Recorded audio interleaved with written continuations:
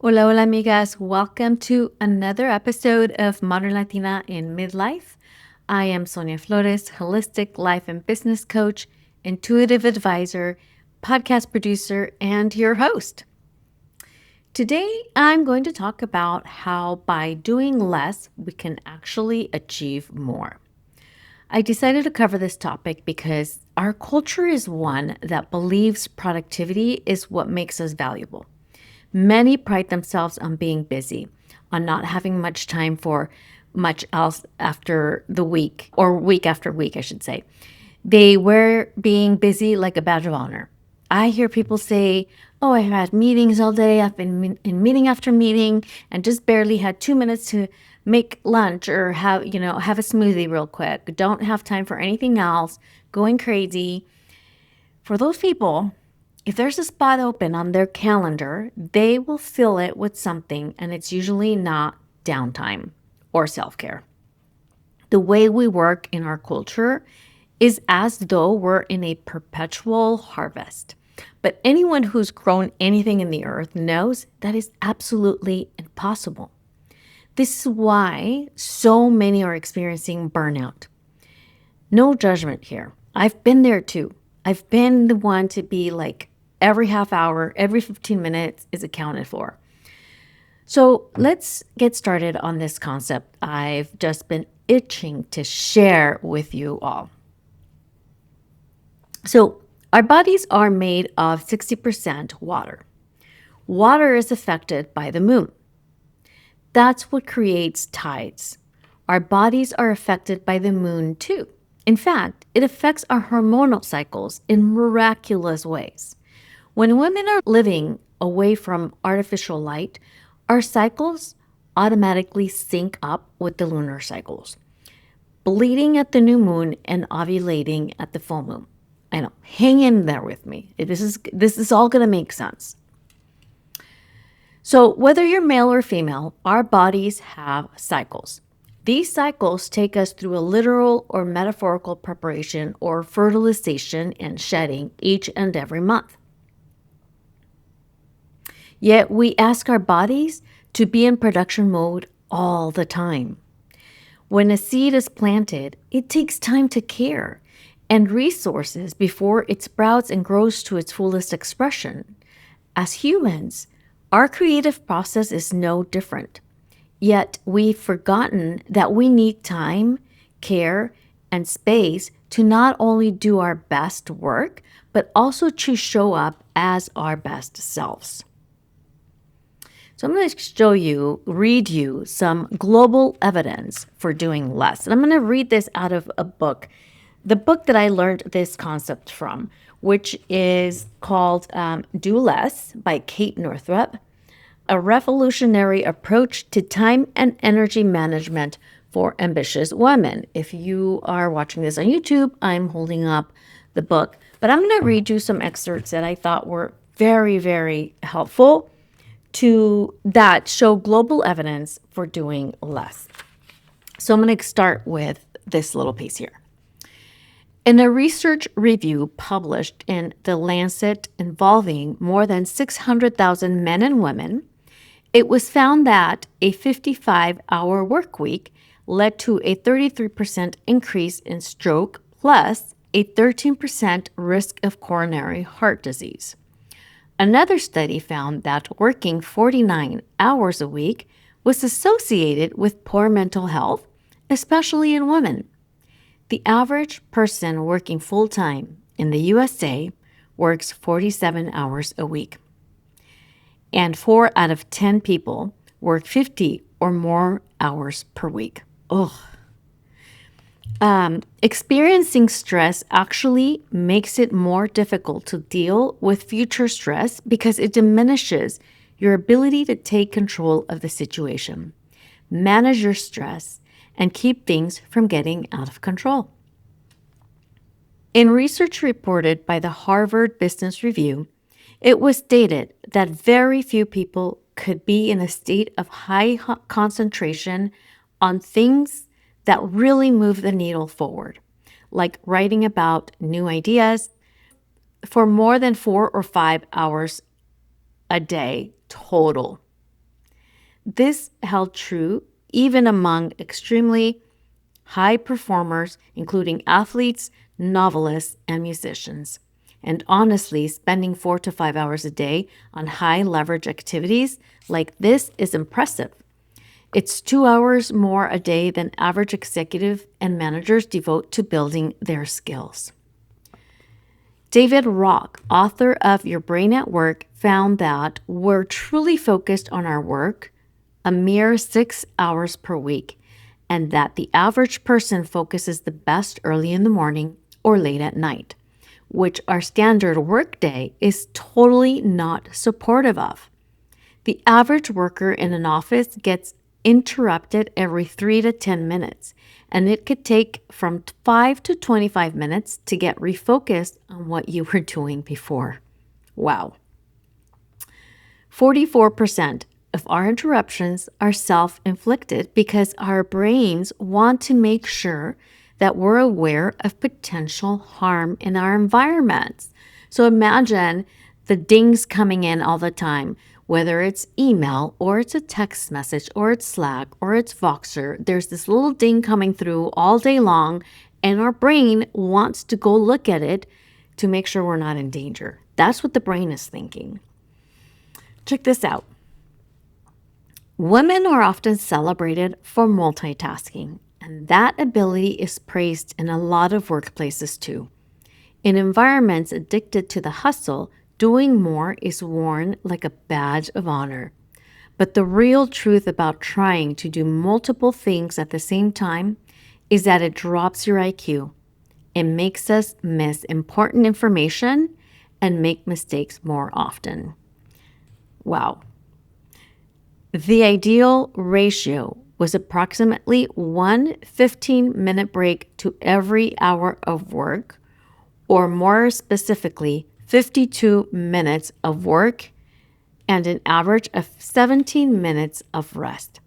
These regular breaks allow people to stay 100% focused on a specific activity without distracting themselves with social media, text, or anything else. Most of us push through fatigue, and our work after the push decreases in quality, as does our mental state. This study suggests that if we take a real break at the first wave of fatigue and go for a walk, meditate, have a snack, do some yoga, fold some laundry, or chat with a friend, we'll be way more productive than if we just push through. Wow. Isn't that amazing? Our society values traditional qualities of the masculine over traditional values of the feminine. This is not men versus women. We're talking about two kinds of energy that we have within us, though most of us tend to lead more with one than the other. So again, I'm going to read from the book another piece of information that I thought was really helpful just to paint the picture here. This is a list of traditional qualities of the masculine and traditional qualities of the feminine, just so that you understand what we're talking about. It's not that you're female and you should have the feminine qualities, or that you're male and you should have the masculine qualities only.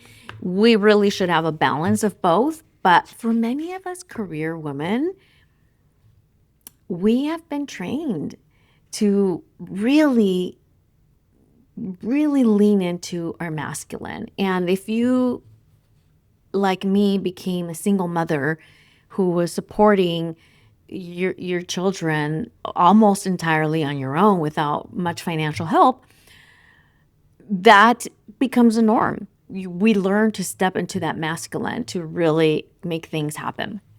So traditional qualities of the masculine include productive, linear, analytical, aggressive, logical, competitive, result-oriented, win-lose mentality, doing over being, structure, outward, individualism, and me thinking.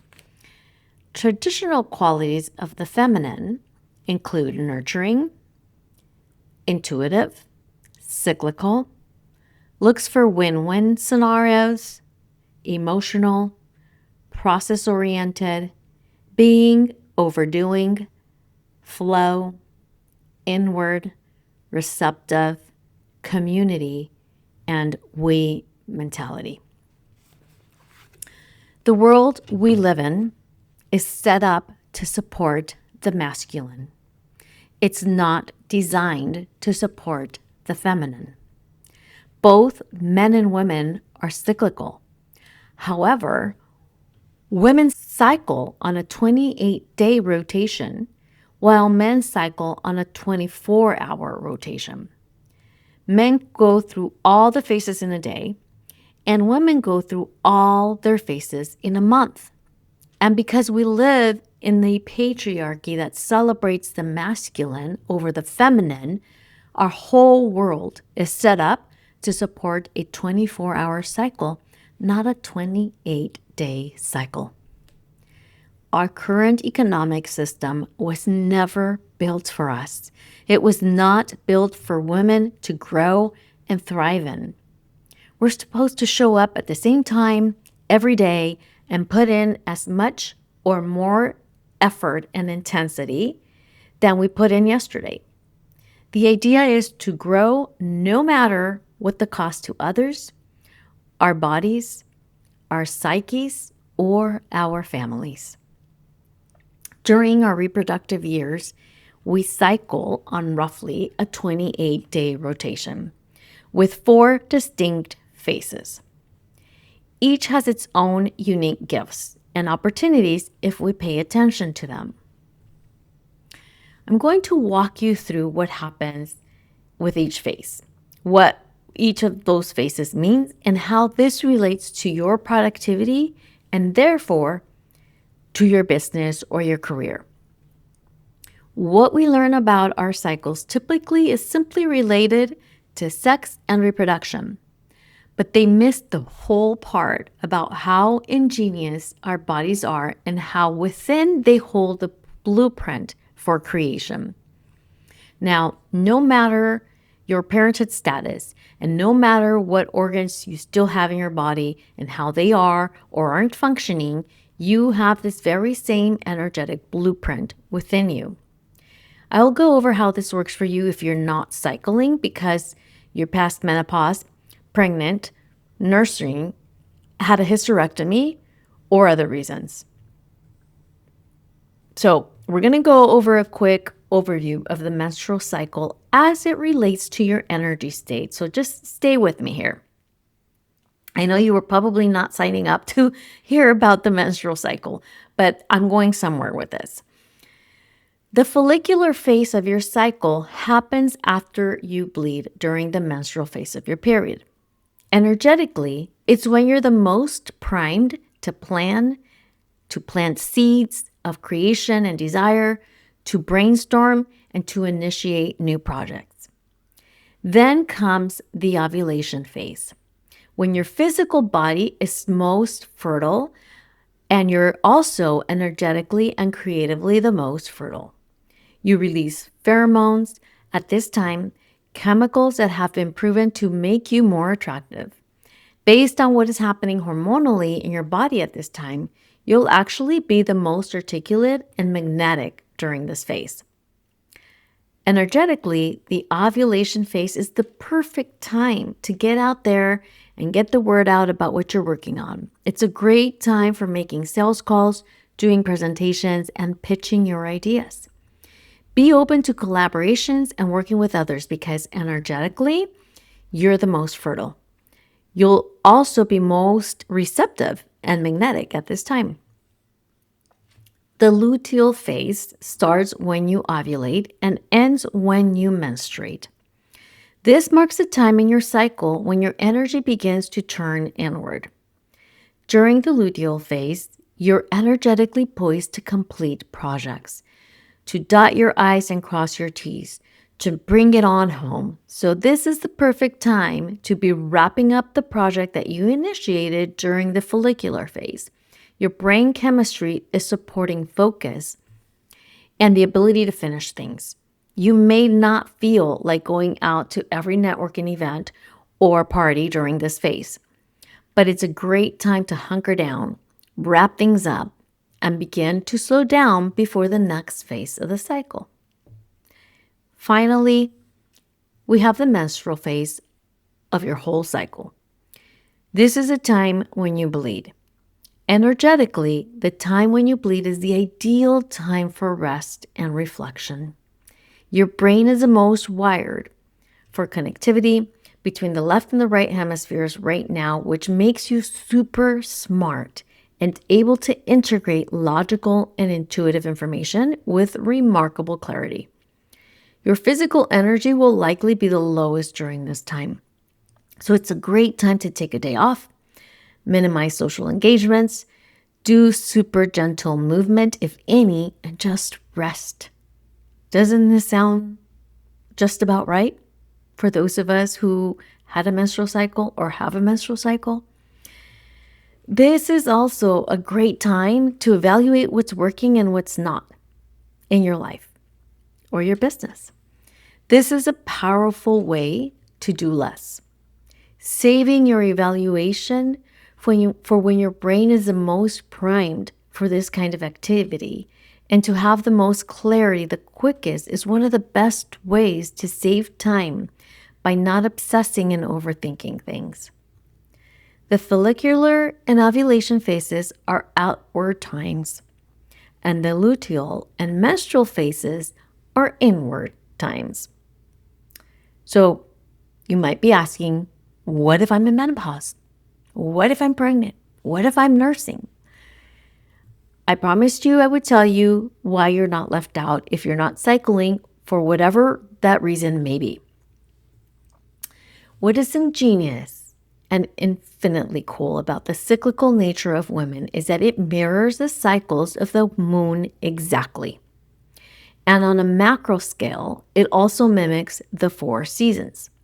So whether you have your own personal cycle or not, the moon is always there as a guide, and all you have to do is get yourself a lunar calendar or do a quick Google search to find out what phase the moon is in and start there. The new moon is the same energy as the bleeding time of a menstrual cycle. It's not uncommon for women to cycle with the new moon when their bodies aren't impacted by artificial light, artificial hormones, or other environmental toxins. And we also tend to cycle together when living in community. Given that the moon is a similar energy to the menstrual phase of the body's cycle, this is a great time for rest and reflection. If you like to do rituals, it's also a great time to set intentions for what you'd like to manifest over the next lunar cycle before the moon is new again. So this is a time when it's great to take inventory of evaluate what you've done over the last month, over the last 3 weeks, the things that you initiated, the projects that you worked on. This is a great time to evaluate what worked, what didn't, what you would do differently, and set intentions for the next month ahead. Then is the waxing moon. This is the next phase. This is similar energy to the follicular phase of your cycle. So it's a great time for brainstorming, planning, and initiating projects. This is a phase where I am available, for example, for my VIP business retreats. These are anywhere from 1 day up to 5 days. A client and I will go away to a beautiful location in a beautiful Airbnb by a beach or the mountains, and we plan and strategize for their business, podcast, or other project that they might be working on or an offer that they're creating. This is uninterrupted and focused time where we just focus on what needs to get done, on what the planning, the strategizing for their business or their project. It is unbelievable how much we are able to get done, the downloads that come through, all the creativity that starts flowing. And if we combine that with the best location to harness my CEO energy based on my astrocartography readings, even that much more powerful. And what do I mean by that? Okay. So I have an astrologer that I work with, and she does astrocartography readings for me. And so I had her do an astrocartography reading for me for the best locations for me to harness my CEO energy. So whether that is working on my own business or helping my clients work on their business. So she came up with like the 2 or 3 top locations near my area, near where I live, that would be a great place to harness that energy. So, for example, yesterday was a full moon at the time of this recording. Today is February the 2nd, and this episode will go live today. So, yesterday was a full moon, which means that last week, a week ago, was waxing moon energy. And I spent 3 full days, Monday through Wednesday, with a client in San Diego. My ideal location to harness CEO energy in Southern California is Oceanside. So it was very near that. When I tell you we created magic in 3 days, I mean it.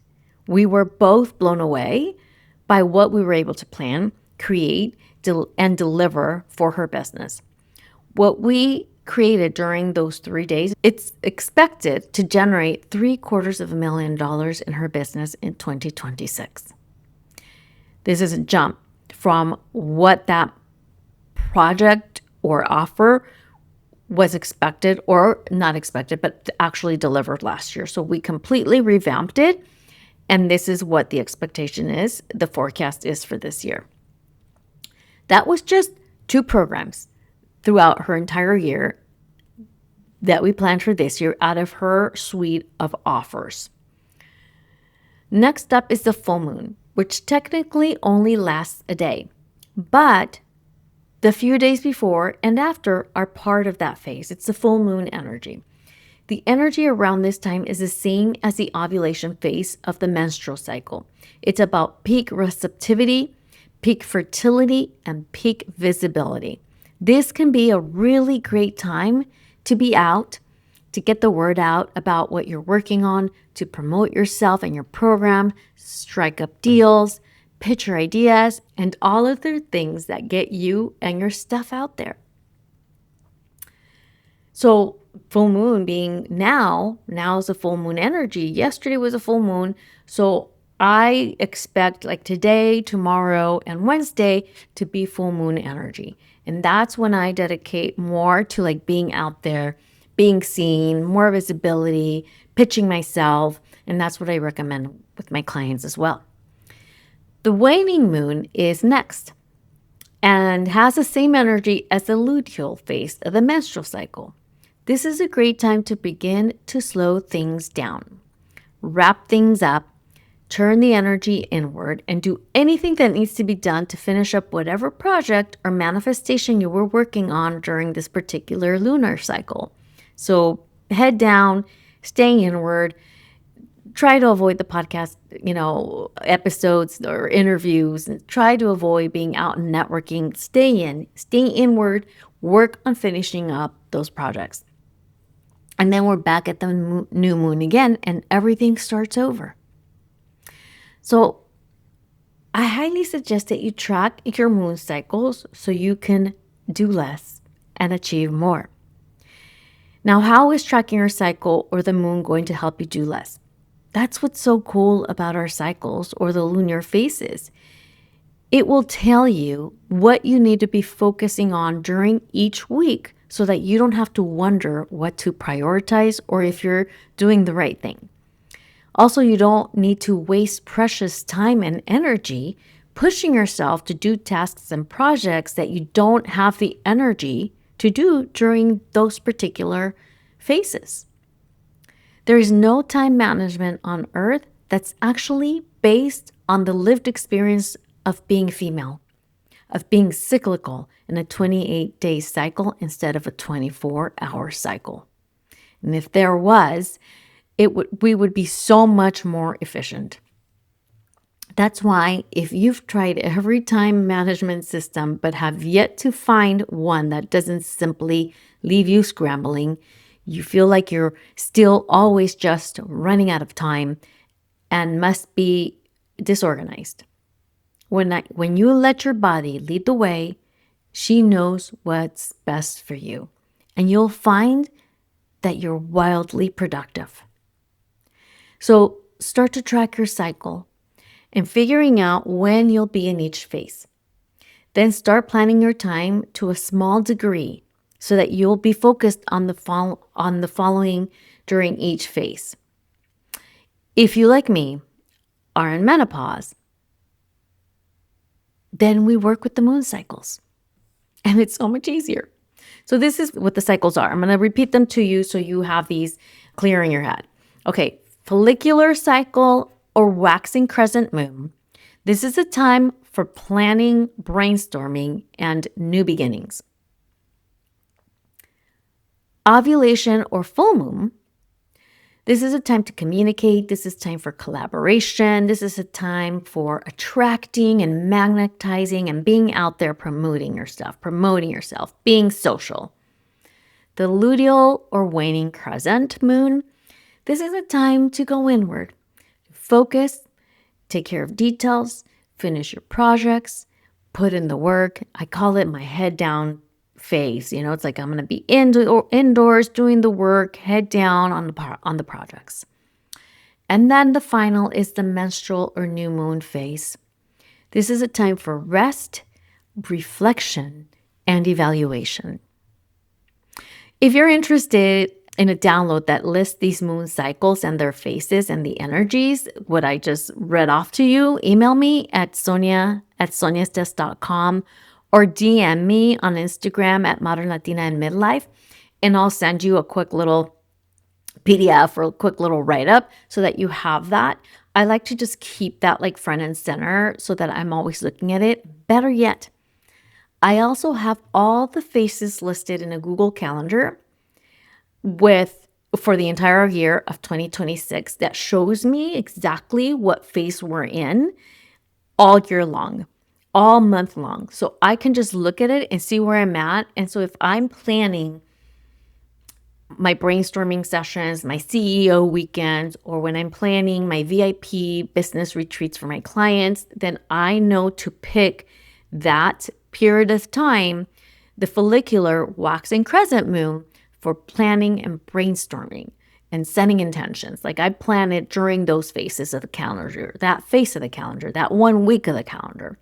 And then I can plan out when I'm going to rest, when I'm going to keep my calendar clear, and do some reflection and evaluation about what has worked and what hasn't worked in the last month.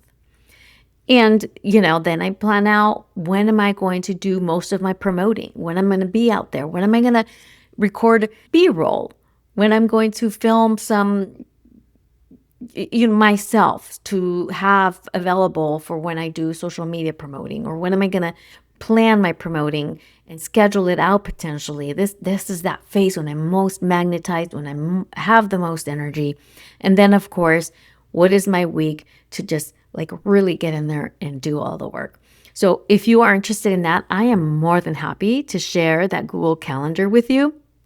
Again, just email me at sonia@soniasdes.com or DM me on Instagram at Modern Latina in Midlife. Give me your email address and I will send that to you. I'll send you the link to add the calendar to your own. So I'll send you the link and then you'll just be able to add it to your own calendar. And then that way you don't have to recreate the whole thing. Or I can just send you the little write-up of what each of the phases mean. So what does this look like? At first, you're going to be able to just add a slight flavor of what each of these phases looks like at any given week that you're in, because things are planned far in advance and it takes a while to get synced up. And I get it. But over time, you'll want to move toward having 20 to 25% of your activities be ideal for that given phase you're in. I would say that probably for most of us, it's going to be impossible to reach at 100%. This is when I'm doing things and this is when I'm not. But I know when I first started learning about these phases, it was through another podcaster. Some of you may know her, Linda Garcia. She used to do the podcast In Lose We Trust. And she did a podcast episode about this and talked about it. This was back in I want to say 2018 or 2019 when I learned about this. But when I read the way that it is applied in business in this book, in Do Less by Kate Northrup, it was truly mind blowing. I was like, oh, how did I not think to apply this to business? Because we don't, right? Because we're in business or we're in our career and we're being ruled by the patriarchy. So sometimes we're not able to see what it is. So once I read that, it was like that veil was completely lifted and I cannot see things any other way. Especially when I did it and I tried it. I've been doing this for a year. And I tell you, those VIP retreats that I do with my clients are amazing. Now, I tried to do a VIP retreat in Oceanside last summer. And I don't know if just the timing was just wrong, but it was during a planning period phase, and it was in Oceanside, so that we had all the beautiful energies aligned, my CEO energy, the energy of planning, and most of my clients are in midlife and beyond, even in my business. So most of us are in that phase where we may no longer be in our reproductive years. And so it just aligned beautifully to be able to do it during the I think it was during no, it wasn't during the full moon. It was during the planning and brainstorming phase. I might even do it sometimes during the full moon, but I prefer that planning period. Anyways, I wasn't able to go through with that particular retreat. I was trying to call in for 3 or 4 people to do it. I would have done it with 2, but everybody's schedules was so off. And I think I did it pretty last minute too. And people just weren't able to quite make it. So I started doing it just one-on-one. And so I had a client do it just like a 1-day VIP, and it was mind-blowing. We created her whole podcast and made it go live in the 1 day. And so that was really cool. And then I did it with a client, and we did it specifically during that planning period. We did a whole week. Did a whole week, and it was by the ocean, not in California, but it was amazing. I flew out to her, and we got so much done. We did all the planning for her 2026, and everything is just falling into place beautifully. We just flowed. Our energies just flowed, and we start the day by pulling cards and oracle cards, and we call in our spirit guides, and we just really harness all the beautiful energies. And with the energy of the moon, it just flowed so beautifully. And then we go out and treat ourselves for a beautiful dinner every night during this time, during this planning phase.